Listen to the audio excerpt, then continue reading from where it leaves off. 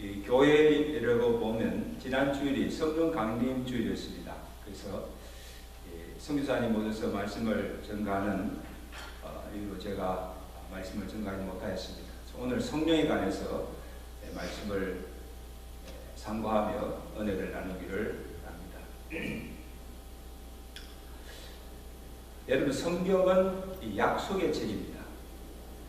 수천 가지가 넘는 많은 약속들 중에 성경이 예수님에 대해서 약속하신 것을 요약하면 크게 세 가지입니다. 첫째는 인간의 몸을 입고 이 땅에 구세주로 오신 것과, 둘째는 보혜사 성령으로 오셔서 우리와 영원토록 함께 계시겠다는 것과, 그리고 다시 이 땅에 심판주로 재림하여 오실 것이다 약속하셨습니다. 그래서 예수님의 초림과 성령 강림, 이 두 가지는 이미 다 이루어졌습니다.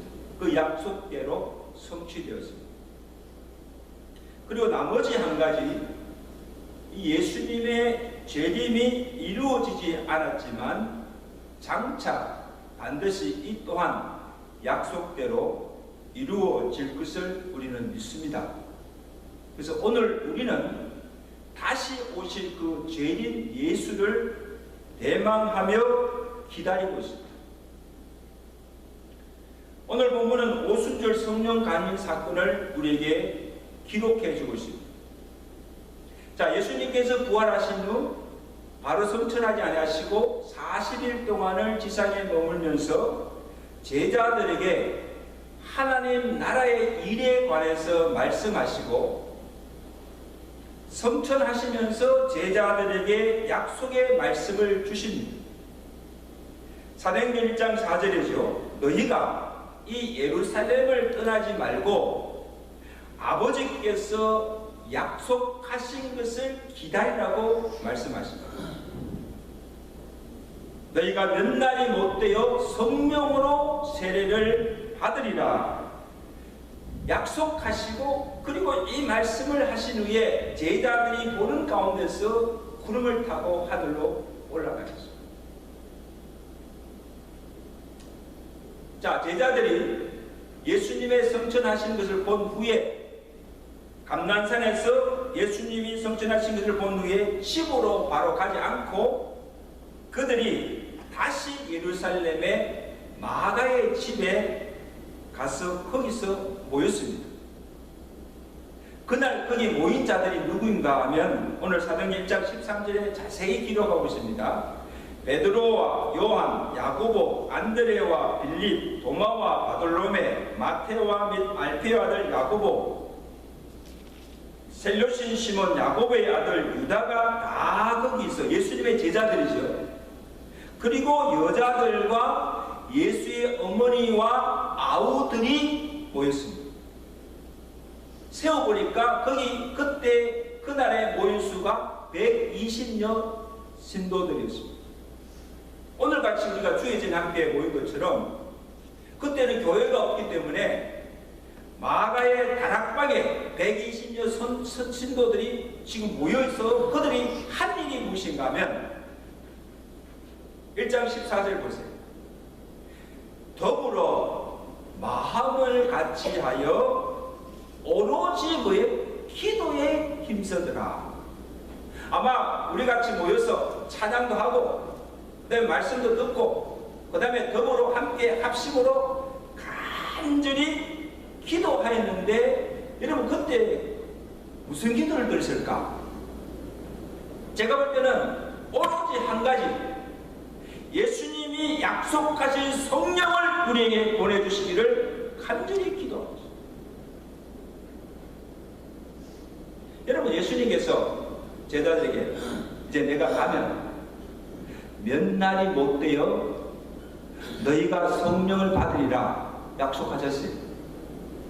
그리고 요한복음 14장 14절에는 내가 가서 어디에? 하늘에 가서 아버지께 구하여 그가 다른 보혜사를 너에게 주어 너희와 영원히 함께 있게 하리라 약속하셨습니다. 여러분 보세요. 그러면 예수님께서 약속하셨으면 성령을 그가 가서 성령을 보내줄 때까지 그냥 기다리고 있으면 되지 않습니까? 구태여 주여 우리에게 성령을 보내주옵소서 기도하지 않아도 되지 않습니까?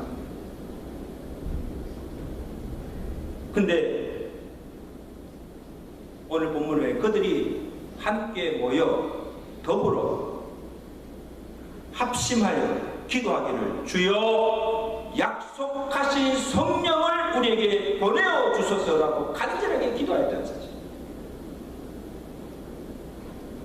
여러분 에스겔 36장에 보면 하나님께서 에스겔 선지자에게 이스라엘의 회복에 대해서 말씀하십니다. 바벨론에 포로된 이스라엘 백성들을 이제 내가 구원하여 다시 예루살렘으로 돌아오게 하실 것이고 황폐한 땅을 소성케 하여서 풍성한 소산을 얻게 할 것이고 너희 속에 새 영을 두고 굳은 마음을 제거하고 부드러운 마음을 줄 것이고 내 영을 내 속에 두어서 내 율례를 행하게 하리라 그렇게 약속해 주셨습니다. 그리고 이어서 하신 말씀이 무엇인가 하면 에스겔서 36장 37절에 주 여호와께서 이같이 말씀하시니라. 그래도 하나님께서 약속하시고 말씀하셨으나 그래도 이스라엘 족속들이 자기들에게 이루어지기를 구하여야 할지니라. 아멘. 기도해야 된다는 거예요. 이것을 보면 여러분 이 기도는 하나님께서 약속하신 것을 이루시며 그의 뜻이 이루어지게 하기 위한 수단이요 통로로 사용한 것이 기도라는 거예요. 하나님께서 기도를 통해서 일하시고 역사하신다는 것입니다. 기도하지 않으면 아무 역사가 일어나지 않습니다. 그래서 누가복음 11장 19절에 주님께서 약속하셨습니다. 구하라 그러면 너희가 주실 것이요 찾으라 그러면 너희가 찾을 것이요 두드리라 그러면 열릴 것이요. 너희 중에 아버지가 된 자로서 아들이 생선을 달라는데 뱀을 주며 알을 달라고 하는데 정갈을 주겠느냐? 너희가 악한 자라도 자식에게 좋은 것을 줄 줄 알거든 하물며 하늘에 계신 아버지께서 구하는 자에게 성령을 선물로 주시지 않겠느냐. 아멘. 구하라, 찾아라, 두드리라. 반복적으로 3번씩이나 강조하고 있는 것은 이 기도의 강청함을 강조한 거예요. 너희가 그냥 기도할 때 근성근성으로 대강 그렇게 기도하지 말고 구하고 찾고 두드리고 하나님께서 응답 주실 때까지 열어주실 때까지 간절히 부르짖어 기도하라는 거예요. 그러면 성령을 받게 된다는 거예요. 아멘. 아마 이날에 마가다락방에 이 백인여 신도들도 한 가지 아닙니까? 주여 약속하신 성령을 우리에게 보내달라고 간절하게 구하고 찾고 두드렸을 때에 성령을 받았다. 그럼 여러분 우리가 성령 충만 받아라 말만 해서 되는 것이 아니고 성령 충만하기 위해서 제일 먼저 우리가 해야 할 일은 주님의 약속을 붙잡고 이 제자들처럼 함께 모여 마음을 같이하여 각 심령에 오늘 온 교회 우리 가정에 성령이 충만하게 임하기를 간절히 사모하며 부르짖고 기도할 때에 성령을 주신다. 여러분 보세요. 아니 성령을 사모하지도 않고 성령을 달라고 충만히 달라고 기도하고 구하지도 않는데 어떻게 성령 받을 수가 있어요? 그럼 이 성령은 간절히 사모하며 그것을 찾고 구하는 자에게 임하게 되고 다른 비결이 없어요. 다른 방법이 없어요. 돈으로 살 수가 없어요. 하나님께서 구하는 자에게 선물로 은혜로 주시는 것이 성령인 줄 믿습니다. 아멘. 거저 값없이 은혜로 주시는 거예요. 누구에게? 그것을 사모하고 간절히 찾고 구하는 자. 자, 오늘 그들이 마가의 다락방에 모여 성령이 임하기를 간절히 기도하였을 때 어떤 역사가 일어납니까? 1절 보세요. 오순절날이 이미 이름에 그들이 다 같이 한 곳에 모여서 뭐 했어요? 성령이 임하기를 간절히 기도하였더니 홀련히 하늘로부터 급하고 강한 바람 같은 소리가 있어 그들이 앉는 집에 가득하니 충만하니. 교회사적으로 신약시대에 오순절에 성령이 강림하신 역사적인 사건입니다. 이런 오순절이 언제입니까? 이 오순절은 예수님께서 부활하신 날부터 7째 안식일이 지난 후 50일째 되는 날. 그래서 예수님께서 부활하신 후 40일 동안 지상에 계셨잖아요. 그리고 하늘로 승천하신 후에 10일이 못 되어서 지금 성령이 마가 다락방에 모인 그들 가운데 임하게 된 것입니다. 오순절 성령 강림이죠. 그러면 이 오순절 성령 강림은 하나님의 약속의 성취입니다. 그죠? 내가 가서 보혜사 성령을 너에게 보내주어 너희와 영원히 함께 있게 하겠다는 그 약속이 성취된 거예요. 아버지께서 약속하신 것을 성령을 오순절에 보내주신 거예요. 그럼 여러분 이것을 보면 오늘 우리에게 성령이 어떻게 임하는가, 또 성령이 임하였을 때 어떤 역사가 일어나는 것을 우리에게 사실적으로 보여주는 중요한 증거가 됩니다. 자 보세요. 어떻게 성령이 임합니까? 홀련히 하늘로부터 임하게 됩니다. 여기 이 홀련이라는 말이 영어로는 suddenly, 전혀 예상치 못하게 갑자기 하늘로부터 성령이 임한 거예요. 여러분 예수님께서 몇 날 몇 시에 정확하게 맨날 몇 시에 성령이 임할 것이라고 말씀해 주시지 않았습니다. 그러면요 제자들이 그날 성령이 임하겠다고 하신 그날 곳에 딱 모여서 기다리면 되지 않습니까? 근데 이 제자들이 언제 성령이 임할지 모르니까 예수님께서 성천하신 그날부터 마가의 다락방에 함께 모여서 더불어 함께 성령이 임하기를 간절하게 기도하는 그 가운데 홀련히 임하게 된 거예요. 여러분 오늘날 성령도 언제 어느 때 우리의 심령에 임하는지 아무도 알 수가 없어요. 그죠? 자 지금 우리가 함께 모여서 예배하는 가운데, 찬양하는 가운데, 또한 말씀을 듣는 가운데, 또 간절히 기도하는 가운데 어느 때 임할지 알 수가 없고 홀련히 성령이 우리의 심령 가운데 임하게 된다는 거예요. 아멘? 아마 지금 이 시간에도 성령이 임하고 계세요.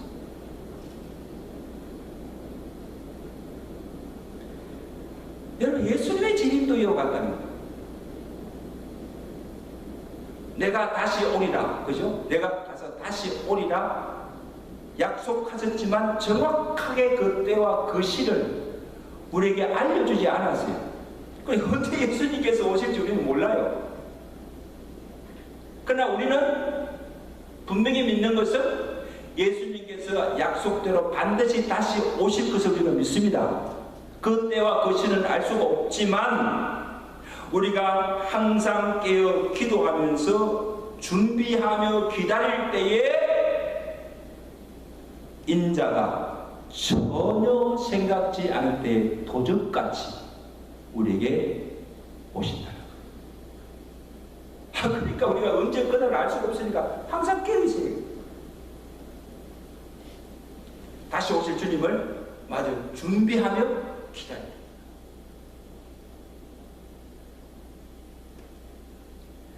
성령 충만을 받기 위해서 함께 모여 간절히 구하는 자에게 성령이 오늘도 우리에게 홀연히 임하게 될 줄로 믿습니다. 날마다 이 성령 충만. 자, 또한 성령이 임하는 것을 귀로 들을 수 있고 눈으로 볼 수 있게 임한다는 거예요. 사도행전 2장 3절에 보세요. 마치 불의 혀같이 갈라지는 것들이 그들에게 보여 각 사람 위에 임하여 있더니, 보세요. 지금 바이블에 성령이 임하는 것을 지금 보는 거예요. 성령이 오는 소리를 듣고 보고 있어요. 그날 마가의 다락방에 모인 모든 자들이 하늘로부터 급하고 강한 바람 같은 소리가 있음을 귀로 들었습니다. 그리고 불의 혀처럼 갈라지는 것들이 온 집에 각 사람 위에 충만히 임하는 것을 눈으로 보았습니다. 특별히 여기 성령의 임하심을 바람과 불로 표현하고 있습니다.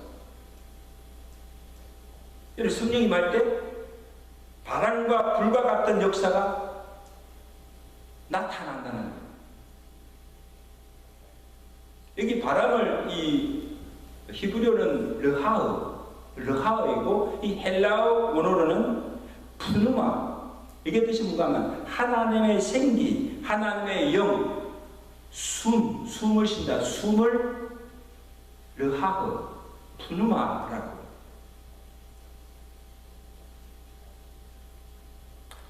창세기 1장에 보시면 하나님께서 흙으로 사람을 만드시고 그 코에 생기를 불어넣었더니 생명이 된지라. 여기 이 생기가 오늘 나오는 르하어입니다. 하나님의 영을 불어넣은 것입니다. 요엘서 2장 28절에도 말세에 내 영을, 르하어, 내 영을 모든 육체와 남종과 여종에게 부어주시리라고 약속하셨죠. 성령을 약속하셨죠. 이 약속이 오순절 성령 강림으로 성취된 거예요.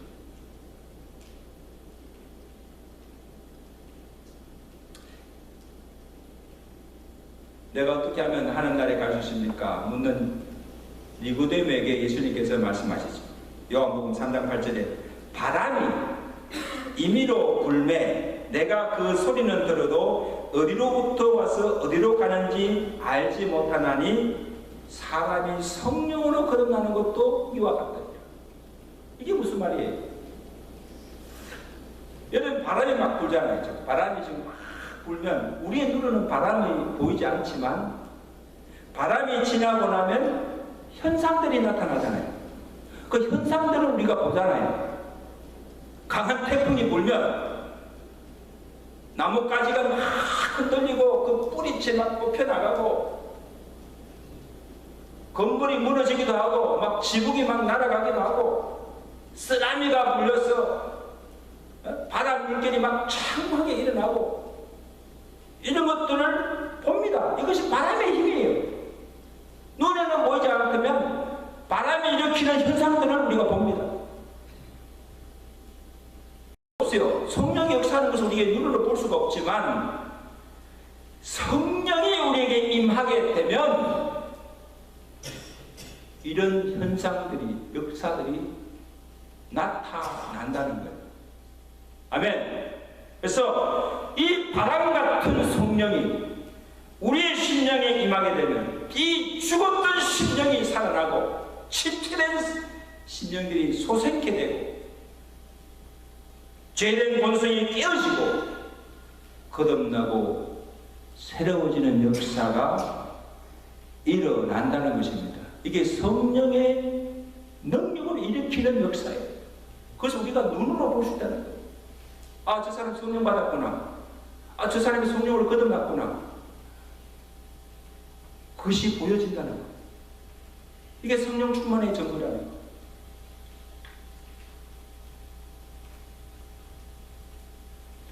그리고 성령이 불의 혀같이 임하는 것은, 이 불은 뭔가 하면 하나님의 임재와 그 능력을 상징합니다. 여러분 보세요. 모세를 하나님께 부르실 때 어디에서 이 모세가 하나님을 만납니까? 광야에 떨기나무 불꽃 가운데 나타나신 하나님의 임재를 모세가 봅니다. 모세야, 모세야, 내가 쓴 곳은 거룩한 땅이니 내 발에서 신발을 벗어.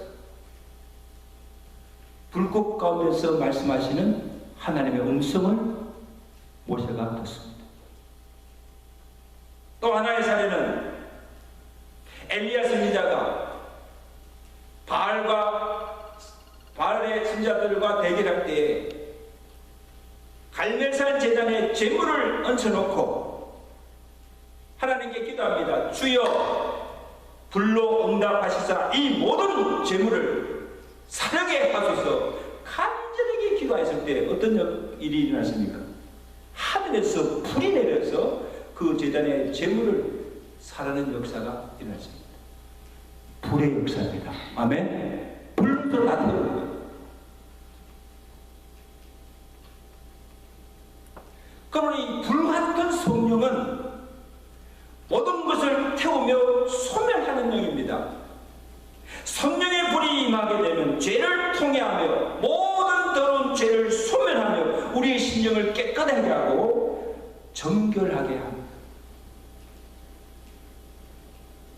물로 씻든지 불로 태우든지 내 안에 모든 더러운 죄를 소멸시켜 주옵소서.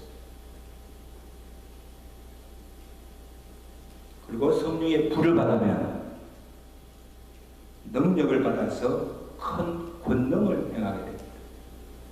그래서 옛날에 유명한 부흥사들 보면 이 불의 종이라고, 불을 받는 종이라고. 이 불을 받았다는 의미가 하나님의 능력을 받아서 권능을 행하는 종이라는 거예요. 그래서 한번 불을 받아봤으면 좋겠어요.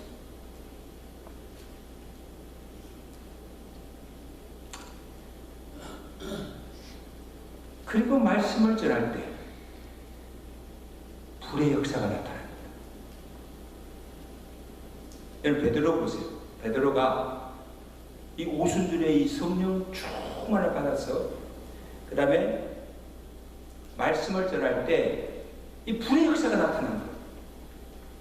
그 말씀을 듣는 신명들 가운데 어떤 역사가 나타나면 사도행전 2장 30절 그들이 이 말을 듣고 베드로가 전하는 그 말씀을 듣고 마음에 찔러 형제들아 우리가 어찌할꼬 가슴을 치며 통회하는 역사가 일어나. 말씀만 전하는 것뿐인데 그 말씀을 듣는 심령들이 뜨거워진 거예요. 불의 역사잖아요. 불을 받은 거예요. 가슴을 치며 통회하는 역사가 일어났습니다. 여러분 이게 가능한 일입니까? 예수님을 십자가 못 박아 죽였던 이 장본인들, 유대인들이, 강팍한 유대인들이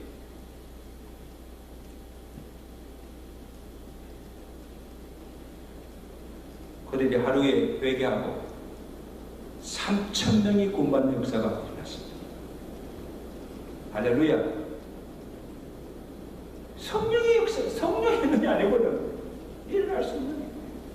저는 기도하기는 정말 하나님께서 오늘 말씀을 전할 때마다 그 말씀을 듣는 심령 가운데 이런 심령이 뜨거워지고 가슴을 치며 통회하며 구원받고 새로워진 역사가 일어나기를 저희가 늘 축원합니다. 그 다음에 또 어떤 역사가 일어났습니까? 4절을 보세요. 그들이 다 성령의 충만을 받고 성령이 말하게 하심을 따라 다른 언어들로 말하기를 시작하니라. 여러분, 그날에 성령 충만을 받은 자들이 갈릴리 유대 사람들이었어요. 그런데 그들이 다 성령 충만을 받고 이 방언이 터진 거예요. 방언. 이 방언, 여기서 오순절날에 터진 이 방언은 고린도전서 12장에서 말하는 신령한 은사로운 천사의 방언이 아니에요. 아무도 알아들 수 없는 그런 방언이 아니고 다른 나라의 언어, 난곳 방언입니다. 이 난곳 방언이라는 것은 뭔가 하면 그들이 태어나서 배운 언어, 여러분 미국에서 태어나면 그 난곳 언어가 뭐예요? 영어예요. 영어를 하게 돼요. 그냥 자동적으로. 우리는 한국에서 태어났기 때문에 한국어를 그냥 하게 돼요. 난곳 언어예요. 중국에서 태어나면 중국 언어를 하는 거예요. 지금 이 오순절 그날에 성령 충만을 받은 그 방언이 난곳 방언이라는 거예요. 이해하시겠습니까? 그래서 유대에서 히브리 말만 하던 유대인들이 이 방언을 받고 나서부터는 자기들도 한 번도 말한 적도 없고 배운 적도 없는 다른 나라의 언어를 말하기 시작하는 것이에요. 그러니까 내가 지금 한국말, 내가 프랑스 배우지 않았는데 그냥 프랑스 말을 촥촥 한다는 거예요. 독일 말을 막 한다는 거예요. 여러분, 이게 놀라운 일이 아닙니까? 그래서 이들이 각 나라의 다른 언어로 말하는 것을 보고 다 기하고 놀랐습니다. 2장 7절 8절 보세요. 각각 자기의 방언으로 제자들이 말하는 것을 듣고 소동하여 다 놀라 신기하게 여겨 이 말하는 사람들이 다 갈릴리 유대 사람들이 아니냐? 우리 각 사람이 난곳 방언으로 듣겠는 것이 이게 어쩐 일이냐? 놀라운 거예요. 여러분, 거기 모인 사람들이 누군가 하면 각기 언어가 다른 15나라에서 온 사람들입니다. 10절에 보세요. 아주 기록하고 있잖아요. 바데인과 메데인과 엘라민과 메소포디아, 유대와 갑보드기아, 본도와 아시아, 부르기아와 밤빌라와 애국과 구레네에 갔던 리비아, 그레데인과 아라비안들입니다. 15개국 사람들이 모여서 지금 이 유대 갈릴리 사람들이 방언을 받아서 자기 나라의 언어를 지금 말하는 것을 보고 놀란 거예요. 어찌 이 일이 가능하냐고. 근데 더 놀라운 것은요, 그들이 각 나라의 언어로 무엇을 말했는가?